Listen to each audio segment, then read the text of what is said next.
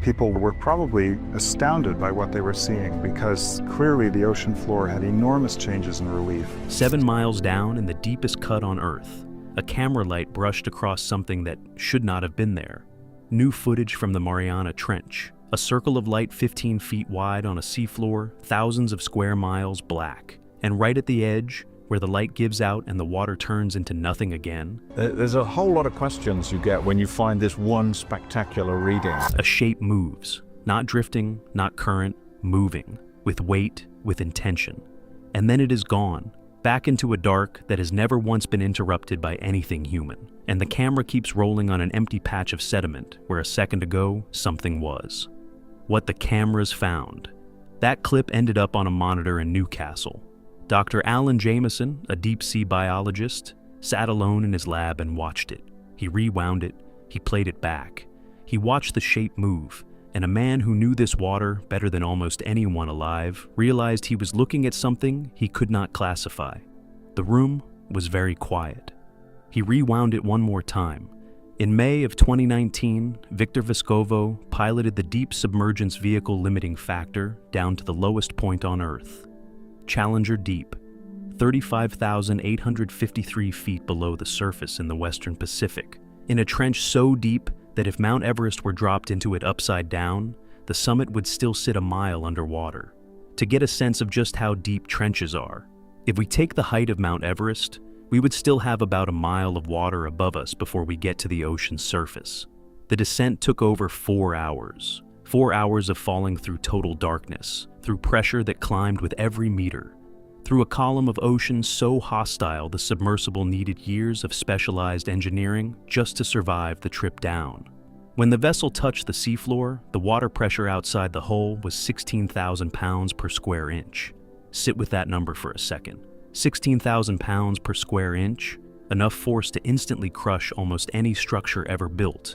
The temperature out there hovered just above freezing. No sunlight has reached this place in billions of years. By every assumption biology had been operating on, this was not a place life could exist.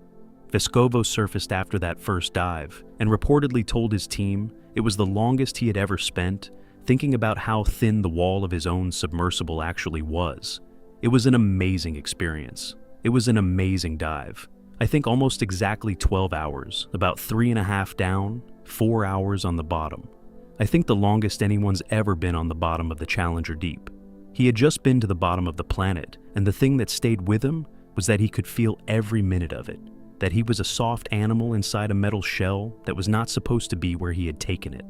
When the footage came in, it went to people like Jameson.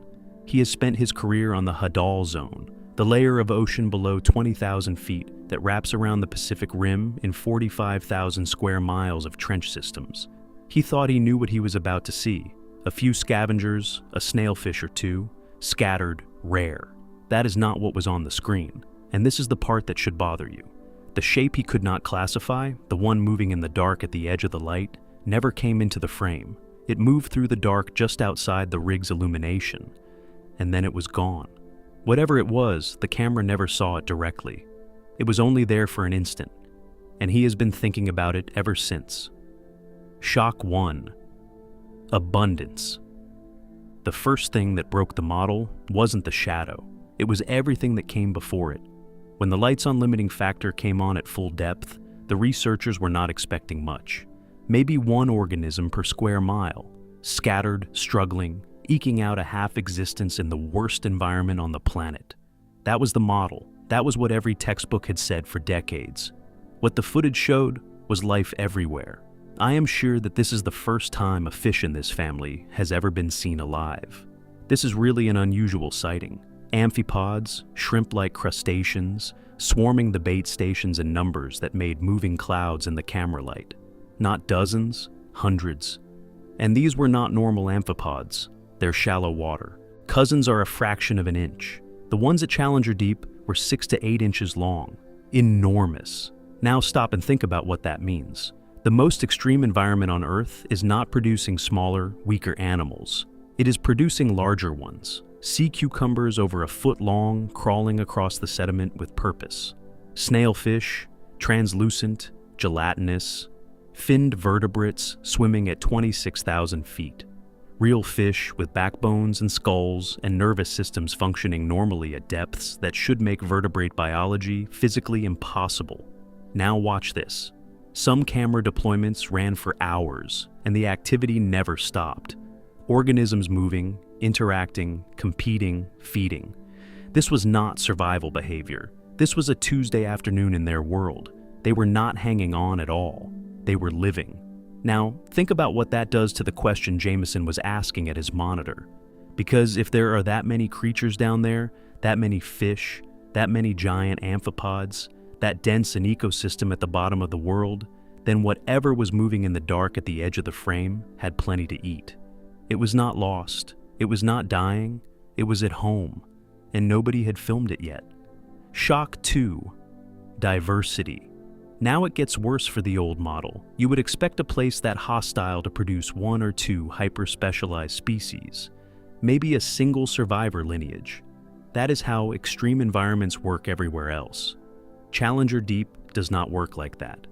The footage and the recovered samples reveal dozens of distinct species across multiple phyla, multiple amphipod types with different body plans, different mouth parts, different feeding strategies, several sea cucumber species using completely different methods of locomotion, snailfish in multiple forms, each adapted to a slightly different depth band inside the hodl zone, polycate worms, isopods, animals that do not yet have confirmed classifications because nothing like them has been seen before, and the ones that have been classified are turning out to be bigger, older, and more abundant than any model predicted. And this is where it gets uncomfortable.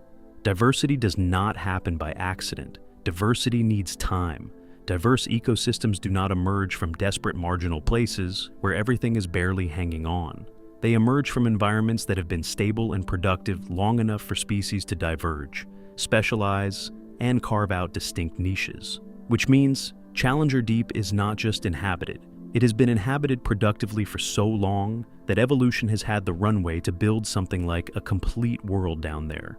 A predator-prey web, a feeding hierarchy, a community. Roles, niches, and at the top of that hierarchy, by every rule that ecology has ever followed anywhere else on this planet, an apex.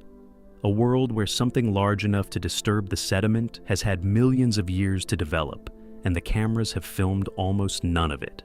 Shock 3. Behavior. This is the part that broke Jameson all over again. Picture the old model one more time. Deep sea life as researchers used to imagine it. Slow-motion creatures, near-dormant biochemistry, organisms conserving every unit of energy because food is so scarce that any unnecessary movement is a death sentence. The footage showed none of that. The amphipods move fast, aggressively fast, swarming the bait, fighting each other for it, displacing rivals. The snailfish at 26,000 feet swam with normal fluid vertebrate motion, not labored, not crisis mode, normal. Scientists had discovered the deepest part of the oceans. Even today, it is the lowest known point on the planet. Sea cucumbers cross the seafloor at the same pace as their shallow water relatives in warm, food-rich tide pools. And then it got worse. When researchers ran metabolic analyses on organisms recovered from the trench, the biochemistry was not running slow either. It was running normally. Adapted, yes. Throttled down, no. That was the moment Jameson and his colleagues went very quiet. He was looking at metabolic readings he expected to be a flat line, and they were not flat at all. They were ordinary, healthy, the kind of numbers you get from an animal that is comfortable. He has talked in the years since about how disorienting that felt. To run analysis on tissue from the deepest place on the planet and have the results read like something you would get from an animal in an aquarium. They were not looking at survival, they were looking at routine. These animals had not been clinging to the extreme. They had made the extreme unremarkable. Now stop and think about what that means for the size question. Because if the snailfish is not struggling and the giant amphipod is not barely hanging on, then there is no biological reason the upper size limit of life down there is whatever happens to have walked into a 15-foot circle of camera light. The animals on the footage are the ones that came to the bait. The bold ones, the hungry ones, the the ones willing to investigate something falling out of the sky into their world. Whatever stayed back, whatever watched from the edge, whatever was still moving in the dark when the lights went off, that is a different conversation entirely. And it is a conversation about the things that did not need to come check us out. It is the conversation Jameson's monitor was already trying to start. If you want to follow what gets pulled from these dives next, what you should know is that more footage from these expeditions is being analyzed right now and has not been publicly released. Subscribe and turn the bell on. Whatever moves in the dark at the edge of that next clip, you will see it here first. Something larger in the dark. Now we get to the part that nobody has been talking about loudly enough. Set aside the giant amphipods. Set aside the snailfish, the sea cucumbers, the impossible thriving ecosystem that was not supposed to be there. Focus on a very specific category of footage from the Challenger Deep deployments.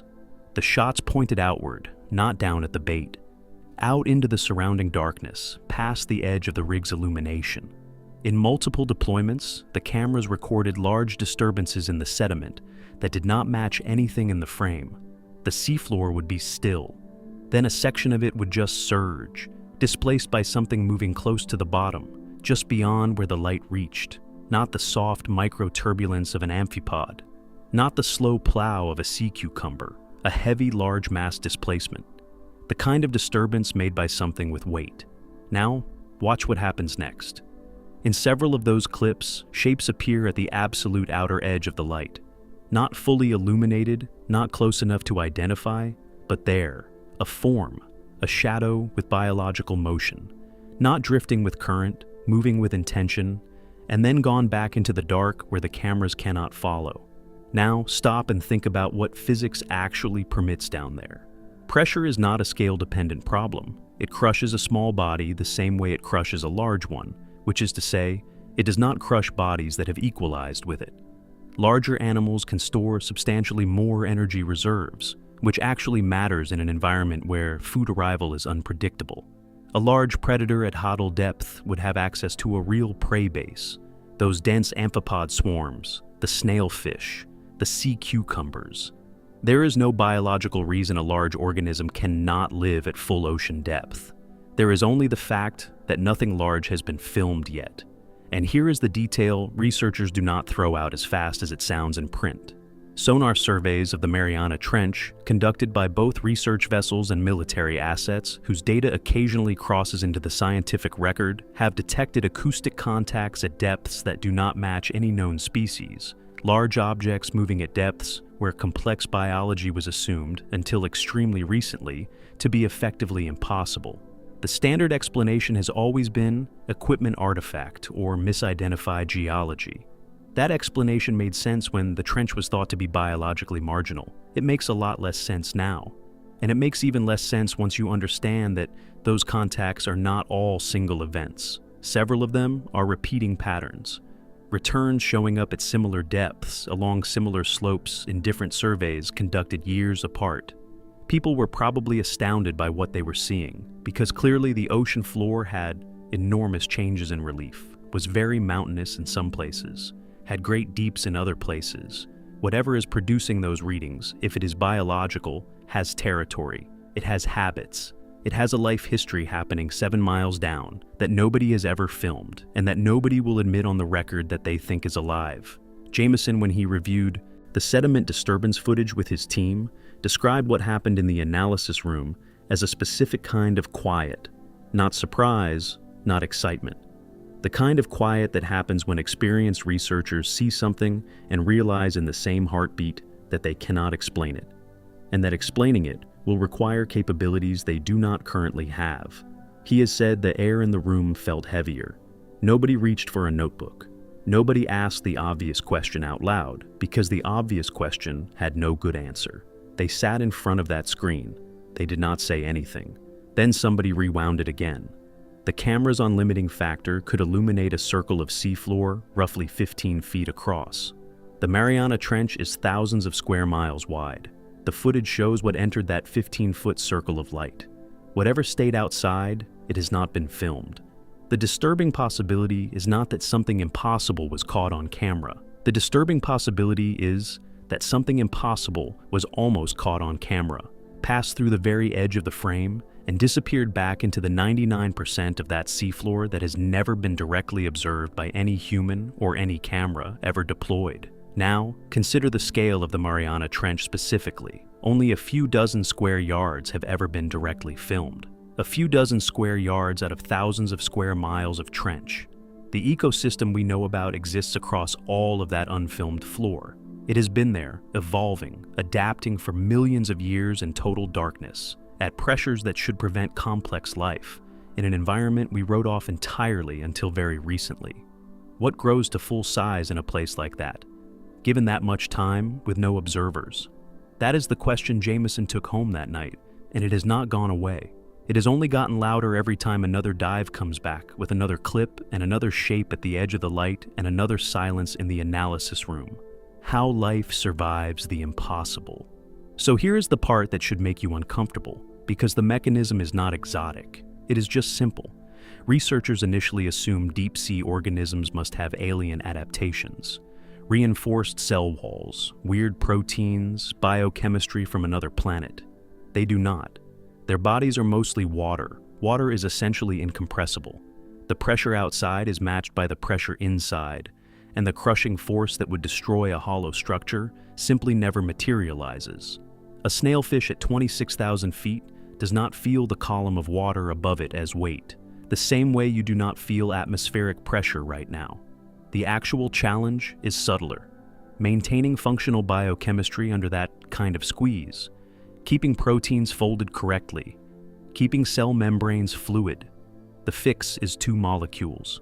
Piezolites, small compounds that counteract pressure-induced distortion and let proteins keep their shape, and modified membrane lipids that stay flexible at high pressure and near freezing temperatures instead of locking up. And this is the part that should make you uncomfortable. These are not new tools. They are modifications of the same biochemistry every living thing on Earth already uses. And that is the disturbing part. Life did not need to reinvent itself to reach the bottom of the ocean.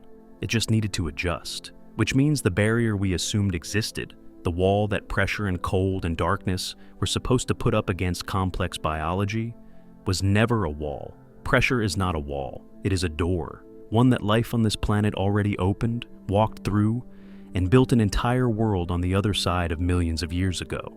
And whatever is moving in the dark at the edge of the camera light is on the same side of that door that we are still trying to look through. The energy problem. But something does not add up, and the researchers are the first ones to say so. A thriving ecosystem needs energy. There is no sunlight at Challenger Deep. They named this part of the trench the Challenger Deep in honor of the ship that discovered it. The primary energy input is marine snow, dead organic material, fecal matter, biological debris sinking from surface waters above. The trip takes weeks, sometimes months on average. By the time it reaches 35,000 feet, most of it has been decomposed and consumed by organisms higher up the column. What arrives at the bottom should be, by calculation, nowhere near. Enough to support the density of life the footage actually shows.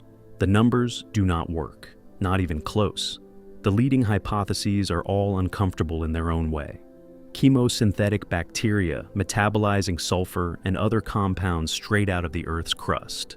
Undiscovered hydrothermal vent systems, providing localized energy in parts of the trench cameras, have never reached. Or, and this is the one that flips the whole picture, energy recycling in the deep ocean is so much more efficient than in shallow ecosystems that the calculations we have been using are simply wrong. Less waste, more complete nutrient cycling, more biomass supported per unit of input than anyone modeled. That last possibility carries an implication that inverts the way we have been taught to think about the ocean. We have always treated the sunlit surface zone as the productive zone, the rich part, and the deep ocean as the barren margin. But if deep ecosystems are more energy efficient and more stable over geological time, then the deep ocean may be the planet's primary marine habitat, not the margin, the core, with surface waters being the loud, storm-disrupted, temperature-variable environment that is actually the harder place to keep an ecosystem stable long-term. Now, stop and think about what that does to the shadow at the edge of the light. Whatever moves through that sediment, whatever displaced enough material to register on those cameras has a substantial prey base. The amphipod swarms alone are a buffet. Whatever eats them is not having a food supply problem. It is having a being seen problem. And every time the cameras come back from another dive, that problem gets a little more interesting. What it means. Before 2019, the answer to the question of how widespread life on Earth actually is had a clean lower boundary, past a certain pressure, past a certain darkness, past a certain cold, sterile end of habitat. That was the line. The footage erases the line.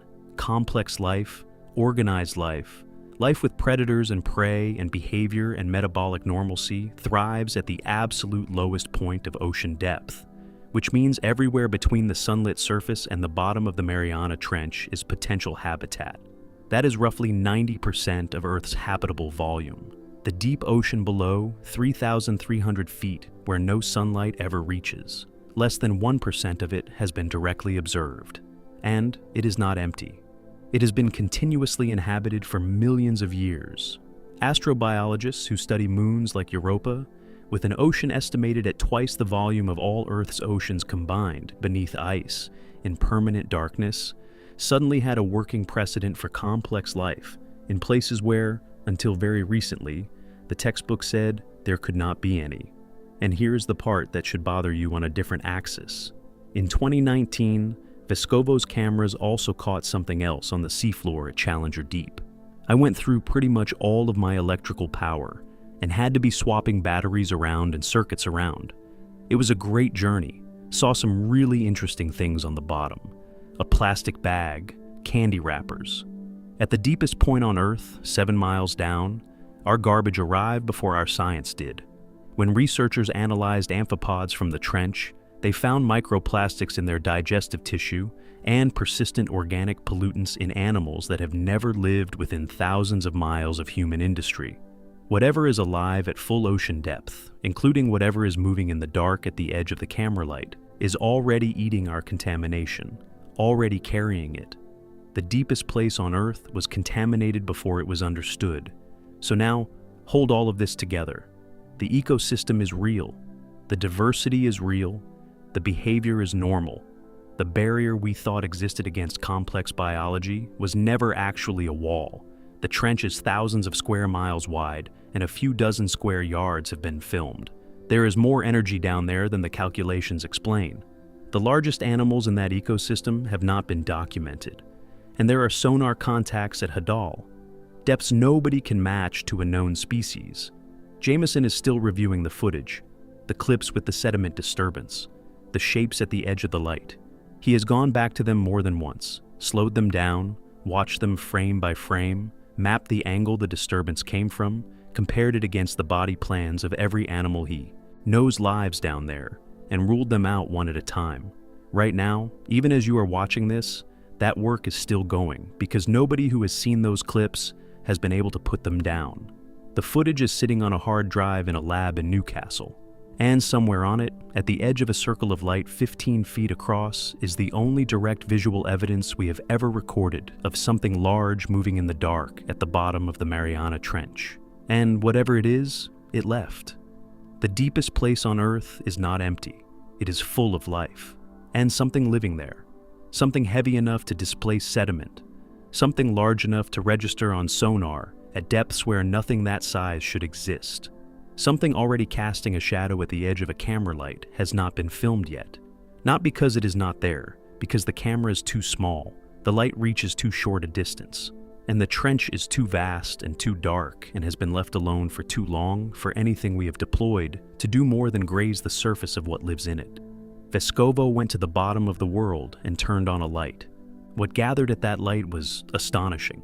What stayed in the dark is the question that does not have an answer yet. And it is the reason the footage is still being slowed down, still being watched frame by frame, still being run back to the moment a shadow crosses the edge of the light and disappears before anyone in the room can say with certainty what they just saw. That is what this footage actually revealed, not the bottom of the ocean, the beginning of a much larger question. If you want to follow that question as the answers come in, there is footage from these expeditions that has not been publicly released yet. Subscribe, turn the bell on, and drop a comment telling us what you think is moving in the parts of the Mariana Trench that have never been filmed. Because the scientists reviewing these clips are asking the same thing. The trench is 7 miles deep. We have seen a few dozen square yards of it. Whatever else is down there has been waiting in the dark since long before there was anything on the surface to come looking. And the camera that finally catches it has not been built.